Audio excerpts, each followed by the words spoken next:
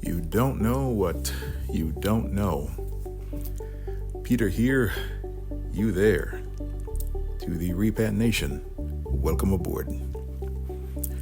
So in the last few weeks, been looking at or came across a video and responses to it based on a woman who was in the UK for years, as I get it. And I looked at one of them, and it was horrible, the response and the whole situation.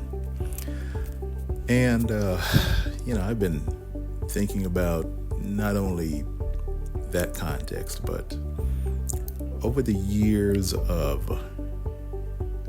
the impression. And I'm looking at it from the point of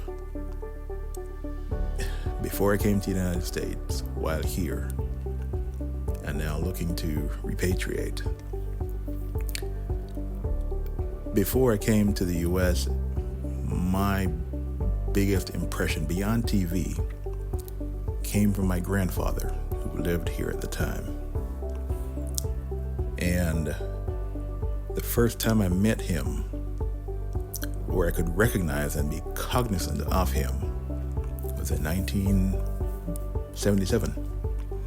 He had met me before in 1971 when he came for a visit, but in 1971, I'm a toddler. And from that point on, he came every couple of years throughout the 80s and so on. And it was always the impression that I got about the United States that I got from him. And yeah, the whole reality changed and it sunk in when I came to live here eventually. And I'm not naive, but the America that my grandfather came to in 1939 is not the America I came to almost 50 years later. And it is not the same America that my grandchildren have birthright to. So we understand that. But for those living outside the U.S., until you really, really get an understanding of what's going on and what it's like to live in the U.S. or Canada or UK, Australia, any other country, not only relegated to North America, you'll never get it until you do. Until you have to get up and go to work, rain or shine. Even if it's 15, 20 degrees outside, depending on the region or whatever. I'm painting a broad brush here generally. Stick with me, please. But until you really get it, you'll never get it.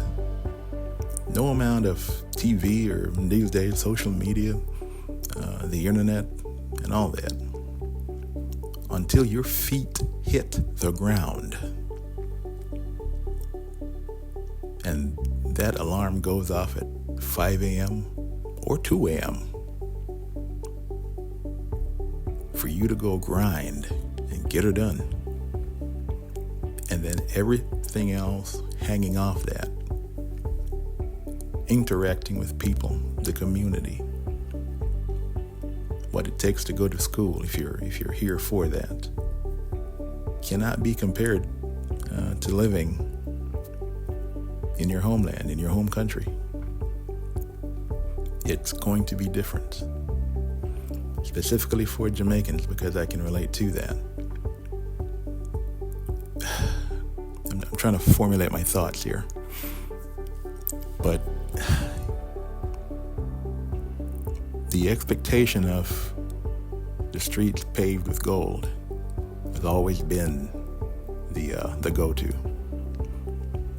I've heard it summed up many, many years ago when I was living with my uncle in Washington, D.C.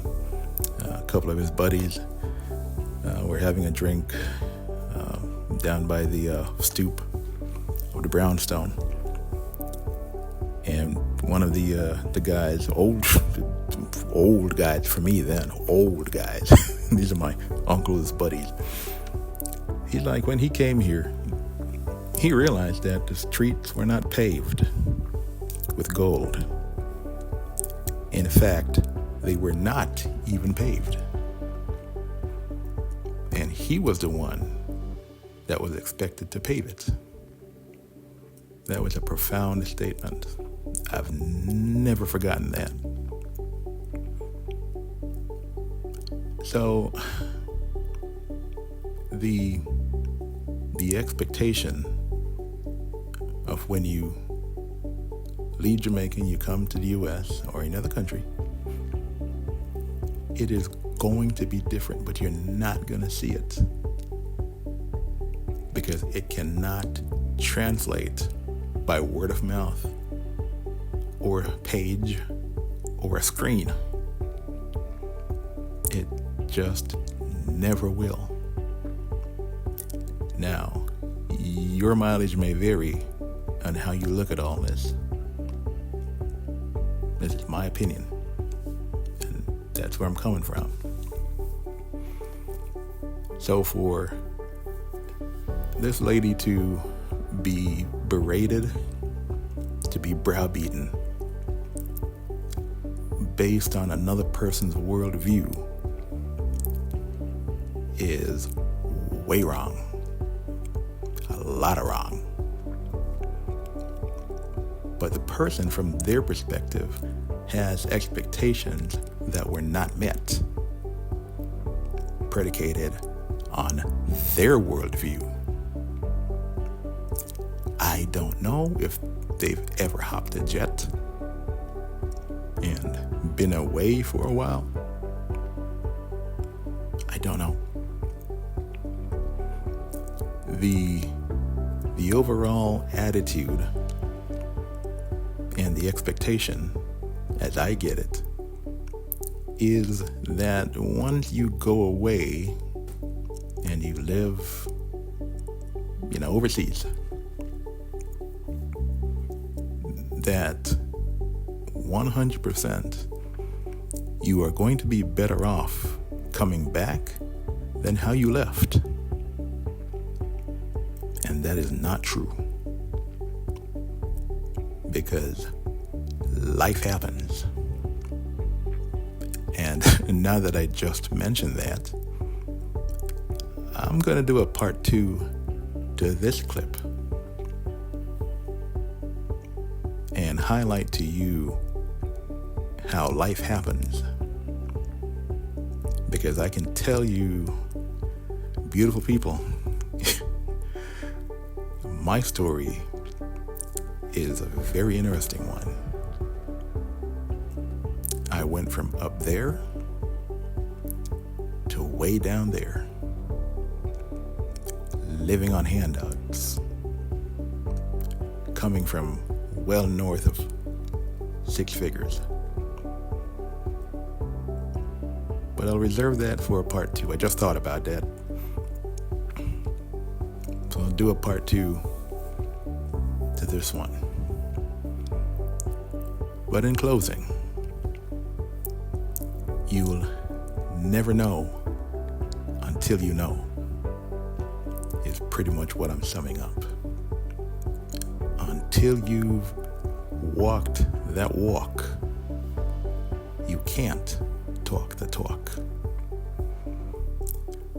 This has been Peter, and I'm out. Y'all have a good one.